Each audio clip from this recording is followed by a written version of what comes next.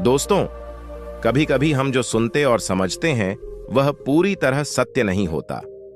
आपने कई महापुरुषों की बातें सुनी होंगी, कई बुद्ध पुरुषों की बातें सुनी होंगी। जब आप उनकी बातें सुनते हैं तो आपके मन में एक प्रश्न उठता है, और वह प्रश्न यह है, क्या हमारा सांसारिक जीवन जीना व्यर्थ है? क्या हमें केवल आध्यात्मिक जीवन जीना चाहिए? क्या हमें खुद की खोज करनी चाहिए? क्या हमें संसार के भोग विलास का उपभोग नहीं करना चाहिए? जो लोग इस सांसारिक जीवन में फंसे हुए हैं, उनका जीवन पूरी तरह से व्यर्थ है। किसी को अपने माता पिता के लिए धन कमाना है, तो कोई अपने परिवार को सुखी देखना चाहता है। कोई अपने बच्चों की चिंता में पीड़ित है, तो कोई अपने लिए कुछ करना चाहता है, नाम कमाना चाहता है। कोई अपनी प्रेमिका को खुश रखना चाहता है, कोई अपने प्रेमी को पाना चाहता है। कोई राजनीतिक बनना चाहता है, तो कोई राज करना चाहता है। कोई साधारण जीवन जीना चाहता है। इसी प्रकार हम सभी के तरह तरह के सपने हैं, तरह तरह के विचार हैं। हम सभी को अपने जीवन में कुछ न कुछ तो चाहिए ही। परंतु ये सभी बुद्ध पुरुष जब हमारे सामने आते हैं तो हमारे इन सपनों को तोड़ मरोड़ कर रख देते हैं। जब वह कहते हैं कि सांसारिक जीवन व्यर्थ है और खुद को जानो, खुद को पहचानो, आध्यात्मिकता की राह पर चलो, तब उस वक्त हमारे मन में, हमारे मस्तिष्क में तरह तरह के विचार उत्पन्न होने लगते हैं। तब हमें यह समझ नहीं आता कि आखिर हम सांसारिक जीवन जिएं या फिर आध्यात्मिक जीवन। आखिर हम क्या करें? आपके साथ भी कभी न कभी ऐसा तो हुआ ही होगा। क्या आपके भी मन में ऐसे कोई प्रश्न हैं? तो आप हमें कमेंट में जरूर बताइएगा। चलिए आगे बढ़ते हैं और इसके पीछे की वास्तविकता को जानते हैं। वास्तविकता तो यही है कि आप उन बुद्ध पुरुषों की बातों को अच्छी तरह से समझ ही नहीं पा रहे, क्योंकि वो कहना कुछ चाहते हैं और आप उनकी बातों का मतलब कुछ और ही निकाल रहे हैं। आप उनकी बातों से कुछ और ही समझ रहे हैं। महात्मा बुद्ध खुद ही कहते थे कि उन्हें दरिद्रता पसंद नहीं है। वह अपने हर एक उपासक को आर्थिक रूप से सफल बनने के लिए कहते हैं, क्योंकि जब तक आप दरिद्र हैं, निर्धन हैं, तब तक आप कभी भी खुद को जानने के मार्ग पर आगे नहीं बढ़ सकते। और ठीक उसी प्रकार संपन्नता और अमीर होना भी आपके आध्यात्मिक मार्ग की बाधा बन जाती है। कई महापुरुषों ने, कई बुद्ध पुरुषों ने अपनी बातें बहुत सीधी और सरल भाषा में कही है, लेकिन हम सभी उन बातों का अर्थ कुछ और ही निकाल बैठते हैं। हम सभी उनकी बातों को समझ नहीं पाते, क्योंकि उनकी बातें रोजमर्रा की जिंदगी से बिल्कुल अलग होती है। वे लोग कहना तो कुछ और चाहते हैं, लेकिन हम में से अधिकांश लोग उनकी बातों का मतलब कुछ और ही निकाल लेते हैं और उसे अपने जीवन में उतारकर हम अपना पूरा जीवन पूरी तरह से बर्बाद कर लेते हैं। चलिए इस एक कहानी के माध्यम से समझते हैं। एक बार की बात है, महात्मा बुद्ध नगरवासियों को उपदेश दे रहे थे। महात्मा बुद्ध कह रहे थे कि संसार में मत फंसो, संसार से ऊपर उठो। संसार से ऊपर उठकर ही तुम संसार को जी सकते हो। संसार में जो फंस गया, जिसने अपनी बुद्धि और विवेक का इस्तेमाल नहीं किया और बुरे कार्यों में लिप्त हो गया, वह आने वाले समय में भयंकर दुख भोगेगा, क्योंकि उसके कर्म ही उन दुखों का कारण बनेंगे। इसलिए आप सभी इस संसार की मोह माया अर्थात इच्छा, लालच, क्रोध इत्यादि को ध्यानपूर्वक देखते हुए अपने कर्म करें। इतना कहकर महात्मा बुद्ध ने अपना उपदेश समाप्त किया और वहां से चले गए। महात्मा बुद्ध जब उपदेश दे रहे थे तो वहां पर उस नगर का सबसे धनी व्यक्ति वहीं पर मौजूद था, और उस व्यक्ति पर महात्मा बुद्ध की बातों का बहुत गहरा असर पड़ा। उसका मन अब सांसारिक जीवन में नहीं लगता था। वह संसारी जीवन से हटने लगा था। अब उसे अपना सब कुछ किया हुआ व्यर्थ नजर आने लगा था। देखते ही देखते अब उसका सारा व्यापार चौपट होने लगा था। उस धनी व्यापारी के परिवार के सभी सदस्य उसे इस तरह से देखकर बहुत चिंतित रहने लगे थे, और जब भी कोई उससे बात करने की कोशिश करता तो वह धनी व्यापारी एक ही बात कहता, यह धन दौलत तो सब बेकार की चीजें हैं, ये सब तो मोह माया है, सब बेकार है। भला हम रिश्ते निभाकर क्या करेंगे? ये सब तो वासना है। जीवन तो केवल एक ही है और वह है मुक्ति। अब तो केवल उसी की आस है, उसी की प्यास है। मैं इतना समझ चुका हूं कि अब से जो भी होगा वह सब अच्छा होगा। अब से उसने व्यापार पर भी ध्यान देना बिल्कुल बंद कर दिया था और देखते ही देखते वह धनी व्यापारी उस नगर का सबसे गरीब व्यक्ति बन चुका था। वह पूरी तरह से निर्धन हो चुका था, उसका सब कुछ बर्बाद हो चुका था और उसका पूरा परिवार सड़क पर आ गया। एक दिन जब उसके घर में खाने के लिए कुछ नहीं बचा तो उसने अपने आप से कहा, यह मैंने क्या कर दिया? सब कुछ तो बहुत अच्छा चल रहा था, लेकिन मैंने अपने हाथों ही सब कुछ बर्बाद कर दिया। आज मेरे परिवार का हर एक सदस्य भूखा है, उनके पास खाने के लिए कुछ नहीं और मैं उनके लिए कुछ नहीं कर पा रहा। वह यह सब सोच ही रहा था कि तभी उसे याद आया कि उसने महात्मा बुद्ध की बातों में आकर अपना जीवन बर्बाद कर लिया। न तो उसे मुक्ति मिली और न ही धन। वह सोच रहा था, मैं तो कहीं का नहीं रहा। थोड़े थोड़े भोजन के लिए भी आज मुझे रोज मरना पड़ता है। हर रोज मुझे मेहनत करनी पड़ती है, तब जाकर मेरे परिवार को 2 वक्त की रोटी मिल पाती है। अपने परिवार की इस तरह से बुरी हालत देखकर उससे रहा नहीं गया। वह बहुत चिंतित रहने लगा था। वह बहुत परेशान हो चुका था। एक दिन वह अपने घर से भाग गया। एक रास्ते में जब वह आगे बढ़ रहा था तब उसके मन में ख्याल आया कि वह कहां जाएगा, किससे मदद मांगेगा, आखिर अब उसका साथ कौन देगा। तभी उसे याद आया कि उसे महात्मा बुद्ध के पास ही जाना चाहिए, क्योंकि बुद्ध के कारण ही आज उसकी यह हालात हैं। उसके हालात के जिम्मेदार तो वही हैं। मैं तो सीधा सीधा अपने मार्ग पर जा रहा था, लगातार अपने व्यापार में उन्नति कर रहा था, लेकिन जब से मैंने उनकी बातें सुनी तब से मेरा मन विचलित हो गया। मुझे समझ नहीं आया कि मैं जो जीवन जी रहा हूं क्या वह सत्य है या फिर जो वह जीवन जी रहे हैं वह सत्य है। उनकी चिकनी चुपड़ी बातों में आकर मैंने अपना सब कुछ बर्बाद कर दिया। मेरे हालात के जिम्मेदार तो वही हैं, इसलिए मुझे उनके पास ही जाना चाहिए। अपने मन में क्रोध लिए 2 दिनों की लंबी यात्रा करके महात्मा बुद्ध के पास पहुंचा और क्रोध में आकर महात्मा बुद्ध से कहता है, हे बुद्ध, आपको कोई ज्ञान नहीं, न ही आपने सत्य की प्राप्ति की है। आप तो केवल भोले भाले लोगों को फंसाना जानते हैं, अपनी चिकनी चुपड़ी बातों में उन्हें बहलाना जानते हैं। आप लोगों के सीधेपन का फायदा उठाकर अपनी प्रसिद्धि और अपनी प्रशंसा करवाते हैं। आप हमें ऐसे सपने दिखाते हैं जो कभी पूरे नहीं हो सकते। मैं भी ऐसा ही एक सीधा साधा व्यक्ति था और मैं उस नगर का सबसे बड़ा धनी व्यक्ति था। आपसे मिलने से पहले सब कुछ ठीक चल रहा था। मेरे पास धन की कोई कमी नहीं थी, सारे ऐशो आराम थे, सारी सुख सुविधाएं थीं। लेकिन जब से मैंने आपका उपदेश सुना, मैं आपसे इतना प्रभावित हो गया कि मैंने आपकी बातों को ही मानना शुरू कर दिया और वह सारी चीजें छोड़ दी जो मुझे संसारी जीवन से जोड़ती थीं। अर्थात संसार की सारी मोहमाया मैंने त्याग दी और आज देखिए, आपकी वजह से मेरा पूरा परिवार भिखारी बन चुका है। वह छोटी सी कुटिया में रहता है, यहां तक कि रोज के खाने के लिए भी हमें तिल तिल मरना पड़ता है। आपकी वजह से मैं पूरी तरह से बर्बाद हो चुका हूं। उस व्यक्ति के इतना कहने के बाद महात्मा बुद्ध बड़ी शांति से मुस्कुराते हुए उस व्यक्ति से कहते हैं, आखिर तुम्हारे साथ क्या हुआ है और तुमने मेरी बातों का क्या मतलब निकाला? इस पर वह व्यक्ति महात्मा बुद्ध को सारी बातें बता देता है। आप कहते हैं कि धन दौलत की इच्छा करना, यह कामना, यह वासना सब बुरे हैं। आप सांसारिक जीवन को बुरा कहते हैं और खुद इस संसार में आकर भिक्षा मांगते हैं। आप आध्यात्मिक जीवन को अच्छा बताते हैं, किंतु मेरा एक प्रश्न है, इस आध्यात्मिक जीवन से हमें क्या मिलता है? इससे हमें क्या लाभ? आपने कहा था कि हमें आध्यात्मिक जीवन से सुख प्राप्त होता है, लेकिन मैंने तो जब से आध्यात्मिक जीवन अपनाया है तब से मुझे केवल दुख ही दुख मिला है।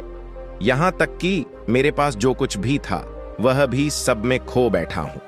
आप लोगों को झूठा सुख दिखाकर उन्हें अंधकार में ढकेल देते हैं। क्या यह वास्तविकता नहीं है? इस पर महात्मा बुद्ध मुस्कुराते हुए उस व्यक्ति से कहते हैं, भंते, तुम बहुत दूर से आए हो, अभी तुम विश्राम कर। रात को आकर मैं तुम्हें तुम्हारे सभी प्रश्नों का जवाब दे दूंगा। पहले तो उस व्यक्ति ने इनकार किया, लेकिन महात्मा बुद्ध के आग्रह पर वह व्यक्ति महात्मा बुद्ध की बात मान गया और आश्रम में जाकर विश्राम करने लगा। रात्रि के वक्त महात्मा बुद्ध उस व्यक्ति के पास आए और कहा, भंते, मैंने एक व्यक्ति की बात सुनी। वह कह रहा था कि एक हाथी हवा में उड़ रहा था और वह अपने पर तेजी से मारता हुआ हवा में और तेजी से उड़ता हुआ चला जा रहा था। उसने तो यह भी देखा कि एक बड़ी मछली अपने पैरों से जमीन पर चल रही थी और एक कुत्ता समुद्र की गहराइयों में सांस ले रहा था। इतना कहकर महात्मा बुद्ध शांत हो गए। वह व्यक्ति महात्मा बुद्ध की यह सारी बातें सुनकर महात्मा बुद्ध से कहता है, हे तथागत, उसके आगे क्या हुआ? आखिर आप चुप क्यों हो गए? तभी महात्मा बुद्ध उस व्यक्ति को समझाते हुए कहते हैं, भंते, क्या तुम्हें लगता है कि ऐसा वास्तव में हो सकता है? इस पर व्यक्ति जवाब देते हुए कहता है, हे बुद्ध, अगर आप कह रहे हैं तो यह अवश्य ही सच होगा, क्योंकि आप इतने बड़े ज्ञानी हैं। आपने सत्य की प्राप्ति की है, तो आपके मुख से निकला हुआ हर एक शब्द तो सत्य ही होगा। तभी महात्मा बुद्ध मुस्कुराते हुए उस व्यक्ति से कहते हैं, भंते, क्या तुमने कभी पहले ऐसा कभी होते हुए देखा है? क्या तुमने कभी किसी हाथी को देखा है जो पर के साथ हवा में तेजी से उड़ता जा रहा हो? इसके जवाब में वह व्यक्ति कहता है, ही तथागत, मैंने तो कभी नहीं देखा। तभी महात्मा बुद्ध कहते हैं, तो तुमने मुझसे प्रश्न क्यों नहीं किया कि आखिर वह हाथी आकाश में कैसे उड़ सकता है? इसके जवाब में वह व्यक्ति कहता है, हे तथागत, आपके मुख से सुनकर मुझे ऐसा लगा कि मानो वह सत्य हो, और आप कह रहे हैं तो यह सत्य ही होगा, इसलिए मैंने आपसे एक भी बार प्रश्न नहीं किया। तभी महात्मा बुद्ध उस व्यक्ति को समझाते हुए कहते हैं, भंते, कभी किसी की बातों पर मत जाना, बल्कि खुद विचार करो, स्वयं सोचो कि उस बात में कितनी सच्चाई है। वह जो व्यक्ति कह रहा है, क्या वह सच है? आखिर वह कहना क्या चाहता है? हो सकता है कि वह कुछ और कहना चाहता हो, और तुम उसका अर्थ कुछ और ही निकाल रहे हो। कम से कम तुम्हें एक बार प्रश्न करके यह समझना चाहिए कि आखिर वह कहना क्या चाहता है। अगर तुम मुझसे पूछते कि आखिर वह हाथी हवा में कैसे उड़ सकता है, तो इसका जवाब मैं तुम्हें अवश्य देता। मैं तुम्हें ऐसा बताता कि एक छोटा सा बच्चा अपने खिलौनों के साथ खेल रहा है। वह हाथी को हवा में उड़ा रहा है और कुत्ते को पानी में डूबा रहा है। और रही बात मछली की, तो वह उसे जमीन पर चला रहा है। क्या ऐसा संभव नहीं हो सकता? इसके जवाब में वह व्यक्ति कहता है, हाँ, बिल्कुल ऐसा हो सकता है। आगे महात्मा बुद्ध उस व्यक्ति को कहते हैं, इसी प्रकार मैं कभी किसी को निर्धन या दरिद्र होने के लिए नहीं कहता। निर्धनता या दरिद्रता तुम्हारे विकास में बाधक बन जाती है, जिससे तुम और कुछ नहीं सोच पाते, न ही कुछ समझ पाते हो। इन भिक्षु संघ को देखो, जब इन्हें भोजन की आवश्यकता होती है तो यह भिक्षा मांगने के लिए निकल पड़ते हैं, लेकिन यह भिक्षा कहां से आती है? इसके जवाब में वह व्यक्ति कहता है, हे तथागत, हर कोई रोज मेहनत करता है ताकि उसके परिवार का पालन पोषण हो सके, और जो वह मेहनत करता है उसके बदले में उसे कुछ पैसे मिलते हैं। उन पैसों से वह भोजन खरीदता है, और वही भोजन वह आपको भी सौंपता है, और वहीं से भिक्षा आती है। तभी महात्मा बुद्ध उस व्यक्ति से एक और प्रश्न करते हैं, भंते, यह बात तो सत्य है, लेकिन तुम क्या मुझे यह बता सकते हो कि आखिर यह धन कहां से आता है? इसका जवाब देते हुए व्यक्ति कहता है, हे तथागत, धन तो सभी लोग अर्जित करते हैं, सभी कमाते हैं। तभी महात्मा बुद्ध उस व्यक्ति को समझाते हुए कहते हैं, ठीक इसी प्रकार दुनिया में यदि हर कोई भिक्षा मांगने लग जाए तो आखिर भोजन कहां से आएगा? अनाज कौन उगाएगा? व्यापार कौन करेगा? और लोगों की रक्षा के लिए धन कहां से इकट्ठा होगा? लोगों की जरूरतें कैसे पूरी होंगी? यह सुनकर वह व्यक्ति थोड़ा सा अचरज में पड़ गया और महात्मा बुद्ध से कहता है, किंतु हे तथागत, आप ही तो कहते हैं कि मनुष्य की इच्छा, कामना और वासना, लालच और क्रोध, ये सभी मनुष्य के विकार हैं और हमें इनसे दूर रहना चाहिए, तभी वह आत्मज्ञानी कहलाता है। तभी महात्मा बुद्ध कहते हैं, भंते, मैं तो अभी भी यही कह रहा हूं कि मनुष्य को इन सब चीजों से दूर रहना चाहिए। इस पर वह व्यक्ति महात्मा बुद्ध की बात काटते हुए कहता है, हे तथागत, पर दुनिया तो इसी पर चल रही है, इसके बिना भला ये संसार कैसे चल सकता है? हर किसी को पैसों की जरूरत है, बिना पैसों के वह अपने परिवार को नहीं चला सकता, वह अपने परिवार का पालन पोषण नहीं कर सकता, वह अपने परिवार के लिए भोजन नहीं ला सकता, और यदि वह पैसे नहीं कमाएगा तो वह भूखा मर जाएगा। तभी महात्मा बुद्ध कहते हैं, भंते, ये संसार इन चीजों से नहीं चल रहा, इन चीजों से बिगड़ रहा है। इस पर वह व्यक्ति कहता है, हे तथागत, आखिर आप क्या कहना चाहते हैं? मैं आपकी बात समझ नहीं पा रहा। संसार में इच्छा, कामना, वासना और क्रोध ही तो है, और जब हम इनका त्याग कर देते हैं तब हम आध्यात्म के मार्ग की ओर आगे बढ़ते हैं, अर्थात मुक्ति के मार्ग पर, यानी कि हम सन्यासी के मार्ग पर चलते हैं। इस पर महात्मा बुद्ध जवाब देते हुए कहते हैं, भंते, तुमने जो कुछ कहा वह भी एक बहुत बड़ा सत्य है। इच्छा, कामना, वासना और क्रोध ऐसी ही बुरी भावनाओं को छोड़ देने से हम संसार छोड़कर सन्यासी हो जाते हैं, और इन्हीं सभी चीजों को छोड़कर भी हम संसार में जी सकते हैं, धन कमा सकते हैं, मान, पद, प्रतिष्ठा और सम्मान कमा सकते हैं, क्योंकि हम सब अपना कर्म ही तो कर रहे हैं। एक किसान खेती करता है, पर वह अपनी खेती बिना बुरी भावनाओं के भी कर सकता है। एक व्यापारी व्यापार करता है, और इस व्यापार में चीजों को यहां से वहां पहुंचाना होता है, और वह व्यापारी इन चीजों को बिना बुरी भावना के कर सकता है। ठीक उसी प्रकार एक राजा भी अपनी प्रजा की रक्षा करता है, और वह भी अपने कर्म बिना किसी बुरी भावना के कर सकता है। और एक भिक्षु इन सभी लोगों को सही प्रकार और सही कार्य करने के लिए मार्गदर्शन करते हैं, जो उस भिक्षु का कर्म है, जो उसका कार्य है। और जो व्यक्ति जागृत होकर अपने कर्मों का सही पालन करता है, वास्तविकता में वही सन्यासी है, वही भिक्षु है, क्योंकि हम जो भी कर्म कर रहे हैं वह हमारा इस संसार में रहने के लिए, जीवित होने के लिए, जीवन जीने के लिए केवल एक माध्यम मात्र ही है। उसे छोड़कर हम कुछ भी नहीं पा सकते, और हमारे सभी कर्म करते हुए हमारा मुख्य उद्देश्य जागृत होना है, खुद को पहचानना है, खुद को जानना है। एक बार यदि हमारे भीतर ज्ञान का उदय हो गया, तब हम चाहे जो भी करें, वह फिर संसारी हो या सन्यासी, सब एक ही होते हैं। इस पर वह व्यक्ति महात्मा बुद्ध से कहता है, हे बुद्ध, किंतु मैंने तो देखा है कि आप अपने संघ में उन लोगों को भी शामिल कर लेते हैं जो लोग अपने परिवार को छोड़कर आए हैं, अपने माता पिता को छोड़कर आए हैं, अपने बीवी बच्चों को छोड़कर आए हैं। क्या आप उनसे कभी यह कहते हैं कि जाकर अपनी जिम्मेदारियां पूरी करो, जाओ अपनी जिम्मेदारियां संभालो और धन कमाओ, और वहीं पर रहकर तुम आत्मज्ञान प्राप्त करो? उस व्यक्ति के प्रश्न का जवाब देते हुए महात्मा बुद्ध कहते हैं, भंते, क्या तुम हाथी को हवा में उड़ा सकते हो? इसके जवाब में वह व्यक्ति कहता है, नहीं, मैं नहीं उड़ा सकता। तभी महात्मा बुद्ध कहते हैं, केवल एक बच्चा ही हाथी को हवा में उड़ा सकता है। ठीक उसी प्रकार जिस व्यक्ति को जो बनना है वह तो वह बनकर ही रहेगा। जैसे किसी व्यक्ति को राजा बनना है तो वह राजा बनेगा, किसी व्यक्ति को व्यापारी बनना है तो वह व्यापारी बनेगा। ठीक इसी प्रकार यदि किसी व्यक्ति को आत्मज्ञान की प्राप्ति करनी है तो उसे सब कुछ तो त्यागना ही होगा। आगे महात्मा बुद्ध उस व्यक्ति से कहते हैं, भंते, क्या तुम सबको छोड़कर आत्मज्ञान के मार्ग पर आगे बढ़े थे, या फिर तुम यह सोच रहे थे कि इस रास्ते पर चलकर जीवन आसान हो जाएगा? जो होगा सब अच्छा होगा, सब कुछ अपने आप ही मिलने लगेगा। मुझे तो कुछ करने की आवश्यकता ही नहीं पड़ेगी, सारे दुख दर्द सब कुछ समाप्त हो जाएगा और जीवन में चमत्कार होने लगेगा और अंत में मुक्ति भी मिल जाएगी। महात्मा बुद्ध की यह बात सुनकर उस व्यक्ति को अपनी गलती का एहसास हो गया।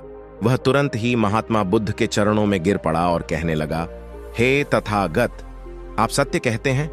मैंने तो कुछ ऐसा ही सोचा था, क्योंकि मेरा व्यापार सही नहीं चल रहा था, तो मुझे लगा कि सब कुछ छोड़कर सब मिल जाएगा, मुझे कुछ करने की आवश्यकता ही नहीं पड़ेगी और मेरे सारे दुख दर्द हमेशा हमेशा के लिए खत्म हो जाएंगे और मैं आत्मज्ञान भी प्राप्त कर पाऊंगा।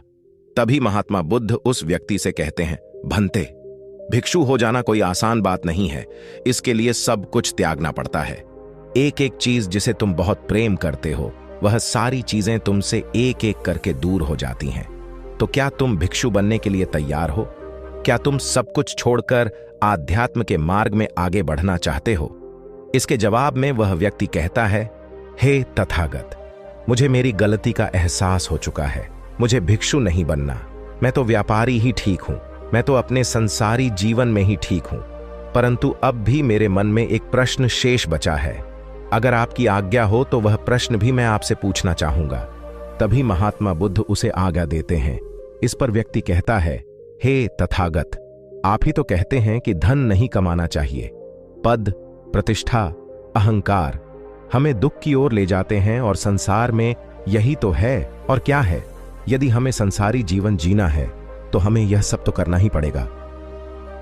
तभी महात्मा बुद्ध मुस्कुराते हुए उस व्यक्ति से कहते हैं, क्या तुम्हें भूख लगी है? इस पर वह व्यक्ति कहता है, हां तथागत, मुझे बहुत भूख लगी है। तभी महात्मा बुद्ध उस व्यक्ति को भोजन करवाते हैं। उसे भरपेट भोजन खिलाने के बाद महात्मा बुद्ध उस व्यक्ति से कहते हैं, लो और खाओ, यह सब तुम्हारे लिए ही है। इसके जवाब में वह व्यक्ति कहता है, हे तथागत, मैं पहले ही बहुत ज्यादा खा चुका हूं, अब मुझसे और नहीं खाया जाएगा। मेरे पेट में अब थोड़ी भी जगह नहीं रह गई। यदि मैंने और अधिक खाया तो मेरा पेट दर्द करने लग जाएगा और फिर मुझे तरह तरह की परेशानियां होने लगेंगी, मैं परेशान हो जाऊंगा। तभी महात्मा बुद्ध मुस्कुराते हुए उस व्यक्ति से कहते हैं, भंते, मैं भी तो तुम्हें यही समझाने का प्रयास कर रहा हूं कि जितना जरूरत है उतना ही खाओ, उतना ही धन कमाओ जितने की तुम्हें आवश्यकता है, क्योंकि हर चीज जब हद से ज्यादा हो जाती है तो वह नुकसान जरूर पहुंचाती है। फिर वह चाहे धन हो, चाहे इच्छा, चाहे लालच या फिर कामना या वासना, सब कुछ हद से ज्यादा आपको नुकसान ही पहुंचाएगा और यह सब आपको केवल दुख ही देंगे। इसलिए इन्हें नियंत्रण में रखना चाहिए। जितनी की हमें आवश्यकता है उतना ही हमें चाहिए, और जब आप इसे नियंत्रण में रखते हैं तो यह कभी आपको दुख नहीं दे पाएगा, आप हमेशा सुखी रहोगे। आगे महात्मा बुद्ध उस व्यक्ति से कहते हैं, भंते, धन कमाना आवश्यक है, क्योंकि धन की कमी नहीं होनी चाहिए, भोजन की कमी नहीं होनी चाहिए, किसी भी कार्य को करने के लिए मन में इच्छा की कमी नहीं होनी चाहिए। लेकिन उसी के साथ तुम्हें यह भी ध्यान रखना है कि इच्छा अत्यधिक भी नहीं होनी चाहिए, और मैं तुम्हें यही समझाने का प्रयास कर रहा हूं, मैं तुम्हें यही ज्ञान देने का प्रयास कर रहा हूं कि मध्य में रहो, न कम न ज्यादा। इसलिए जाओ और धन कमाओ, व्यापार करो, अपने कर्म न केवल अपना बल्कि दूसरों का भला भी करो। जब तुम अपने किए के सांसारिक कार्यों से लोगों का भला करते हो, तब तुम में और किसी सन्यासी अर्थात किसी भिक्षु में कोई अंतर नहीं रह जाता। बस सभी के मार्ग अलग होते हैं, लेकिन मंजिल एक ही होती है, और तुम कभी मार्ग से भटक न जाओ। इसलिए ऐसे लोगों की संगत में रहना जो तुम्हें आत्मज्ञान के सीधे मार्ग पर ले चलें, जो सांसारिक जीवन से हटकर नए जीवन में प्रवेश करवाएं, क्योंकि वे लोग बुराइयों से लड़ने में तुम्हारी मदद करेंगे। तुम्हें ताकत मिलेगी और तुम लगातार बिना विचलित हुए आध्यात्म के मार्ग पर लगातार आगे बढ़ते चले जाओगे। इतना कहकर महात्मा बुद्ध शांत हो गए। वह व्यक्ति महात्मा बुद्ध को प्रणाम करके कहता है, हे तथागत, आपकी शिक्षाएं तो बिल्कुल अलग हैं। आप जो कहते हैं उसके पीछे का अर्थ कुछ अलग ही होता है, बहुत सीधा और सरल, लेकिन हम उसे समझ नहीं पाते। आपके पास चमत्कार का आश्वासन नहीं है, पर आपके पास वह मार्ग है जिस मार्ग पर चलकर मैं अवश्य ही आध्यात्म को प्राप्त कर सकता हूं, जिससे मेरा और लोगों का सभी का भला होगा। हे तथागत, यह मेरी ही गलती थी कि मैंने आपकी बातों का गलत मतलब निकाला, और एक व्यापारी होकर भी मैंने अपने कर्म को छोड़ दिया और यह सोचने लगा कि अब अपने आप ही सब कुछ होगा, सब कुछ अच्छा ही होगा। लेकिन यह सत्य है कि अपने आप कुछ नहीं होता। जब हम हाथ पैर चलाएंगे, काम करेंगे, कर्म करेंगे, तभी हमें फल मिलेगा। जब हम हाथ पैर मारना छोड़ देते हैं तो नदी का बहाव हमें अपने साथ बहा कर ले चला जाता है, और तब हमारे हाथों में कुछ नहीं रह जाता, और यही मेरे साथ भी हुआ है। हे तथागत, आज से मैं आपको वचन देता हूं कि मैं अपना कर्म पूरी ईमानदारी के साथ करूंगा। आपके दिए हुए मार्ग पर मैं पूरी ईमानदारी से चलूंगा। मैं आपको वचन देता हूं कि मैं एक अच्छा व्यापारी और एक अच्छा इंसान बनकर रहूंगा। मैं आत्मज्ञान के मार्ग पर अपने कर्म करते हुए आगे बढ़ता रहूंगा। इतना कहकर वह व्यक्ति महात्मा बुद्ध को प्रणाम करके वहां से लौट गया। दोस्तों, हमारे साथ भी कुछ ऐसा ही होता है। जब हम किसी सिद्ध पुरुष की बातें सुनते हैं तो हमें लगता है कि यह सांसारिक जीवन व्यर्थ है, और हमने जो कुछ भी आज तक कमाया है, जो कुछ भी आज तक कर्म किए हैं, वो सब व्यर्थ है। दुनियादारी की सारी बातें बेकार हैं। हमें तो आत्मज्ञान के मार्ग पर बढ़ना चाहिए, वही सही राह है।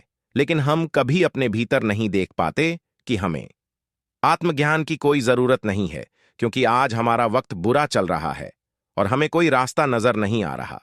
तब हमें आत्मज्ञान नजर आ रहा है, और जब कल हमारा वक्त अच्छा होगा, हमारे जीवन में सुख होगा, तो आत्मज्ञान कहां पर होगा यह हमें झात नहीं। इसीलिए जो आत्मज्ञान के मार्ग पर चलते हैं उन्हें सुख और दुख से कोई फर्क नहीं पड़ता, उन्हें अपने व्यवसाय से भी फर्क नहीं पड़ता, उन्हें जीवन की झंझटों से भी फर्क नहीं पड़ता। वह तो बस आत्मज्ञान के इस मार्ग पर खुशी खुशी चलते रहते हैं और अपनी मंजिल तक पहुंच ही जाते हैं। दोस्तों, आज की इस वीडियो से आपने क्या सीखा वो मुझे कमेंट में जरूर बताइएगा। इसी के साथ में उम्मीद है कि आपको आज की वीडियो भी जरूर पसंद आई होगी। तो इस वीडियो को लाइक और अपने दोस्तों के साथ शेयर जरूर कीजिएगा और साथ ही चैनल को सब्सक्राइब और घंटी बटन को भी जरूर दबा दीजिएगा। चलिए फिर मिलते हैं इसी को वीडियो में। तब तक के लिए अपना ख्याल रखें। धन्यवाद।